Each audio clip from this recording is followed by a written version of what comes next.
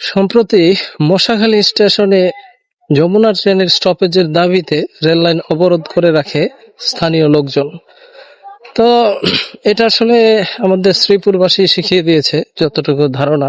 কারণ হচ্ছে এই যমুনা এক্সপ্রেস মানে 2020 সালের আগে স্টপেজ ছিল গফরগাঁও, তারপর হচ্ছে জয়দেবপুর, তারপর ঢাকা। তো এভাবে যাইতো, কিন্তু আপনারা স্থানীয় লোকজন, শ্রীপুরের লোকজন মানে আমি সহ মানে দেখা গেছে এই পথে হেঁটেছিলাম যে রেল লাইন অবরোধ করে ট্রেনটাকে থামানো, যাতে অফিস গোয়িং যেসব লোকজন আছে তারা যাতে সকালবেলা শ্রীপুর থেকে গিয়ে অফিস করে আবার বিকালে ফিরতে পারে। তো এই একমাত্র লাইন ছিল। আপনারা জানেন যে ঢাকা ময়মনসিংহ মহাসড়ক শ্রীপুর সদর থেকে কিন্তু অনেকটা ভিতরে, তো সেইটুকু যাওয়া একটু মুশকিলের বিষয়। আবার যানজট তো আছেই। যদিও রেল লাইন অবরোধ করা আসলে আইনসঙ্গত বিষয় না, কিন্তু দারিদ্র, ক্ষুধা কখনো আইন মানে না। এই জিনিসটা মনে রাখবেন, যে আইন যদি বলে যে তুমি খাইতে পারবে না, তোমার খাওয়া বন্ধ, তো এটা কি কেউ মানতে পারবে? তো এরকম একটা সিচুয়েশনে গিয়ে শ্রীপুরবাসী হচ্ছে যমুনা ট্রেনের জন্য রেল লাইন অবরোধ করে ট্রেনটাকে দাঁড় করাতো। ঠিক আছে, কারণ কি? আপনার যমুনা ট্রেন যেহেতু গফরগাঁওয়ের পর স্টপেজ হচ্ছে জয়দেবপুর, এইটুকু রাস্তা হচ্ছে প্রায় আপনার 50 কিলোমিটারের মতো। তো 50 কিলোমিটারের মধ্যে মাঝখানে একটা স্টপেজ দেওয়াই যায়। 25 কিলোমিটার পর একটা স্টপেজ দেওয়াটা এতটা মানে কি বলে অযৌক্তিক কিছু না। কিন্তু এরপরে আবার কি করলো, কাউরাইতবাসী আন্দোলন শুরু করলো যে তাদের ওখানেও মানে স্টপেজ দিতে হবে যমুনা ট্রেনে, তাদের অফিস আদালতে যাওয়ার প্রয়োজন আছে।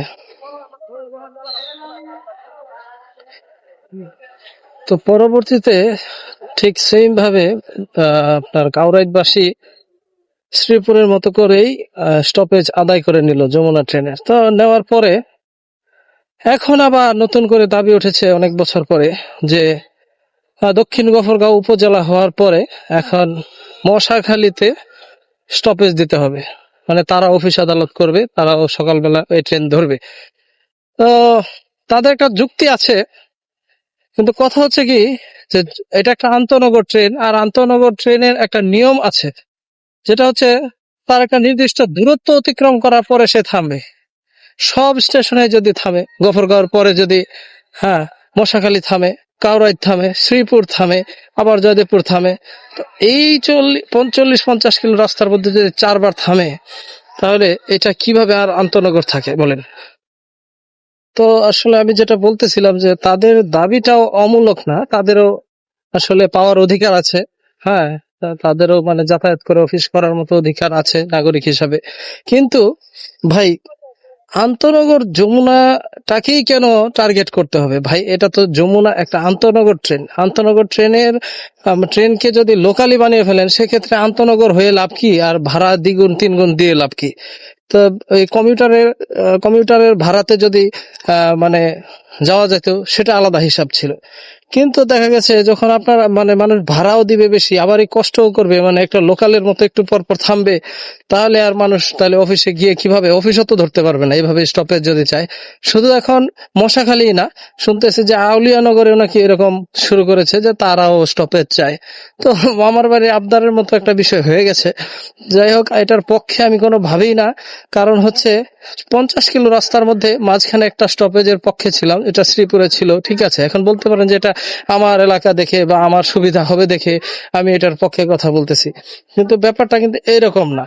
ব্যাপারটা হলো যে কি, আপনাদের দাবি করা উচিত যে যমুনা এক্সপ্রেস আন্দোলন না করে, এটার মানে এটাকে স্টপেজের পক্ষে আন্দোলন না করে উচিত যে আপনারা হচ্ছে নতুন একটা ট্রেন বা তুরাগ ট্রেনকে কিভাবে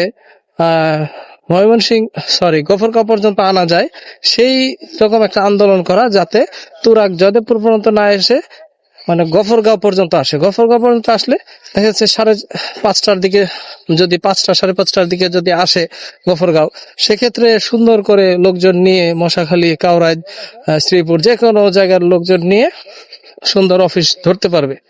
তো এখন ব্যাপার হলো, যমুনাটাকে এভাবে লোকাল বানায়েন না।